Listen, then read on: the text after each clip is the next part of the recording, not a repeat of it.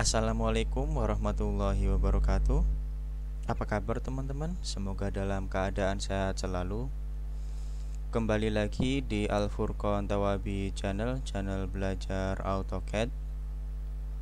Pada video kali ini saya akan berbagi bagaimana cara kerja atau fungsi Dynamic UGS pada AutoCAD.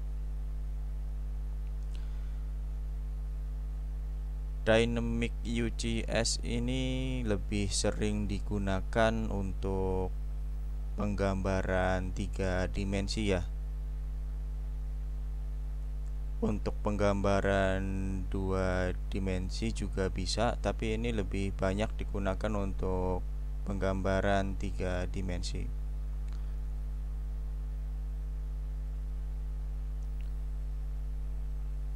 Fungsi dari Dynamic UGS ini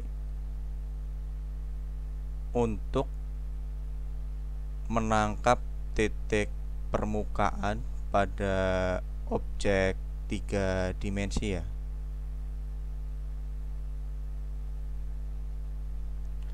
Oke, untuk lebih jelasnya kita langsung saja praktekkan.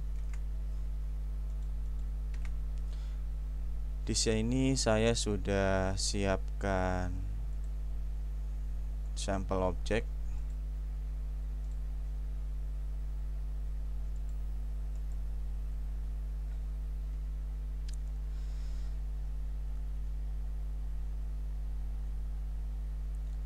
Sumbu X ada pada surface atau tampak kanan samping ini atau right.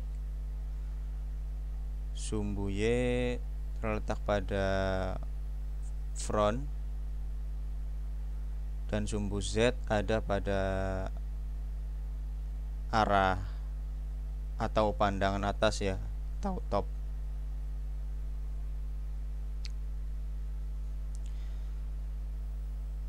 Jika di sini sumbu Z-nya ke atas, ini masih dalam bentuk WCS ya, atau World Coordinate System atau bawaan AutoCAD. Jadi untuk default AutoCAD ini untuk sumbu Z-nya ke atas, Y-nya ke arah depan, dan X-nya ke samping. Ini default AutoCAD. Kita coba klik di UGS World ini, maka ini akan sama. Ketika kita alihkan sumbu Z-nya ke sini, ke tampak depan tadi, kita coba World. Nah, ini maka akan kembali ke sini. Jadi ini bawaan AutoCAD-nya, sumbu Z-nya seperti ini ke atas. Tentunya ketika membuat objek ini akan membentuk seperti ini teman-teman, membentuk ke tampak atas. Kita coba membuat rectangle untuk lebih sama dengan view cube ini. Nah, di sini bentuknya akan ke tampak atas ini. Jadi pada dasarnya ketika teman-teman menggambar di 3 dimensi, tentunya kan di sini ada panjang kali lebar kali tinggi. Jadi teman-teman harus memastikan sumbu Z-nya mengarah ke objek yang akan teman-teman buat. Misalkan akan membuat objek tampak atas ini, tentunya dengan arah sumbu Z ke atas ini. Kita membuat circle, membuat rectangle seperti ini, membuat polyline juga sama. Jadi hasilnya akan tampak atas ini.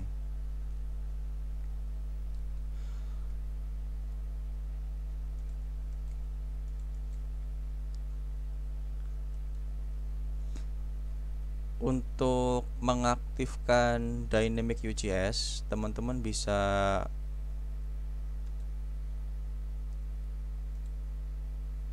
klik di status bar sini. Jika teman-teman belum ada, teman-teman bisa centang di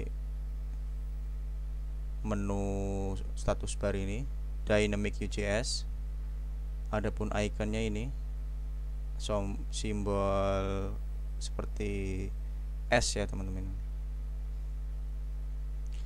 Kita coba praktekkan dulu ini sebelum aktif. Kita bedakan setelah aktif dan tidak aktif. Ini belum aktif ya teman-teman, masih hitam di sini, belum nyala, berarti belum aktif atau off. Kita coba membuat rectangle di permukaan sini. Nah, ini bentuknya sama ya teman-teman, tampak atas.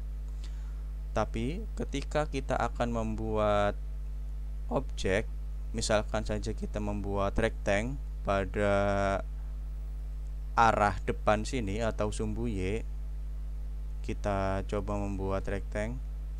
Nah, ini hasilnya masih akan tetap sama, hasilnya untuk ke sumbu Z ke atas atau tampak atas ya teman-teman.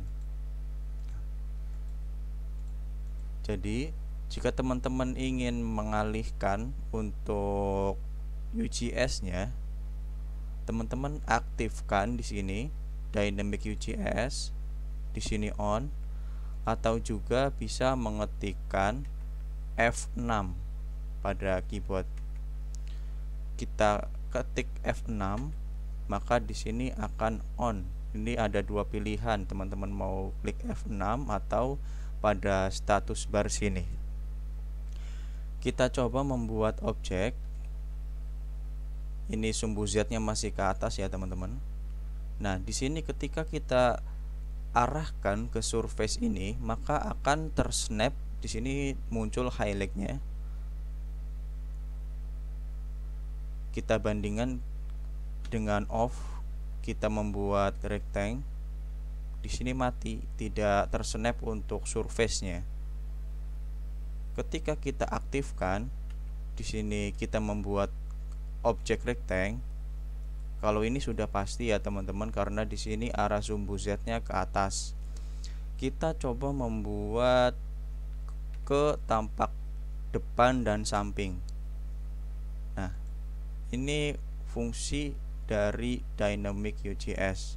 Kita bisa membuat objek dengan berbagai arah, atas, kanan, bawah, atau sumbu Z dengan mengarah ke tiga sisi ini tanpa mengubah arah UJS-nya. Ini masih standar. Kita mau membuat objek circle juga bisa di sini. Kita buat lagi pada tampak depan sini. Kalau tampak atas ini sudah pasti ya teman-teman, karena di sini UJS-nya mengarah ke atas. Tapi ketika kita membuatnya tidak di snap ke objek yang mempunyai surface ini, maka hasilnya akan tampak atas semua. Ketika kita arahkan pada objek solid sini, dia tersnap. Jadi di ini modalnya atau acuannya ini surface ya teman-teman, atau permukaan objek solid. Kita buat sini lagi, kita buat lagi di sini lagi.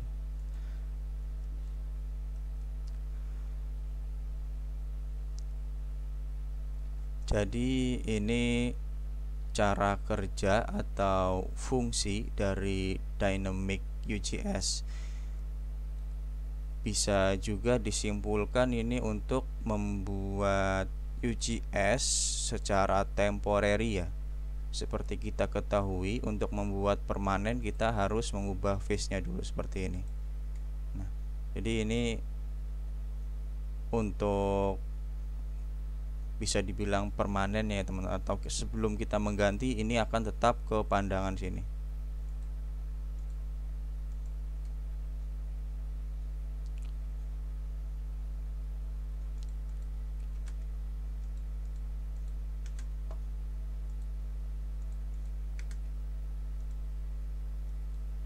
Kita coba buat objek. Jadi kita tidak usah mengatur UCS-nya lagi, ini sudah bisa untuk membuat objek dengan 3 sisi.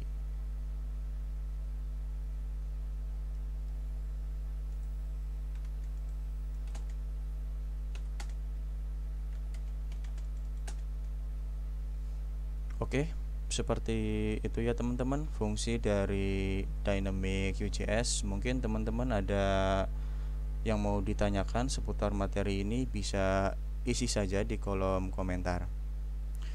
Oke, cukup sekian untuk video kali ini. Semoga bermanfaat buat teman-teman. Thank you for watching and see you in the next video.